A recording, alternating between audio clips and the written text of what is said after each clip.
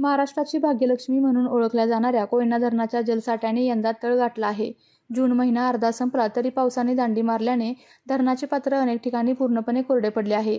त्यामुळे बामणोली येथील शिवसागर जलाशयाच्या पोटात अनेक दशकांपूर्वी गडप झालेली गावे आणि प्राचीन मंदिराचे अवशेष आता उघडे पडले आहेत. हे ऐतिहासिक अवशेष पाहण्यासाठी पर्यटक आणि स्थानिक नागरिकांची पावले धरणपात्राकडे वळू लागले आहेत. याच ठिकाणी काही हौशी वाहनधारकांकडून स्टंटगिरी देखील केली जात असल्याचे व्हिडिओ सध्या सोशल मीडियावर व्हायरल होत आहे. कोरड्या पात्रात वाहने चालवतानाचा व्हिडिओ सध्या सोशल मीडियावर व्हायरल झालेला आहे. हा थरार हौशी पर्यटकांच्या चांगला आला. धरणाचे पात्र वरून कोरडे दिसत असले तरी खाली असलेल्या दलदलीत अनेक महागड्या गाड्या रुतून बसल्या.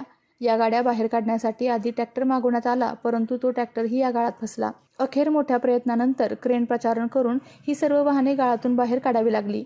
नेटेकऱ्यांनी या घटनेचे व्हिडिओ शेअर करत अशा स्टंटबाजींवर चिंता व्यक्त केली आहे.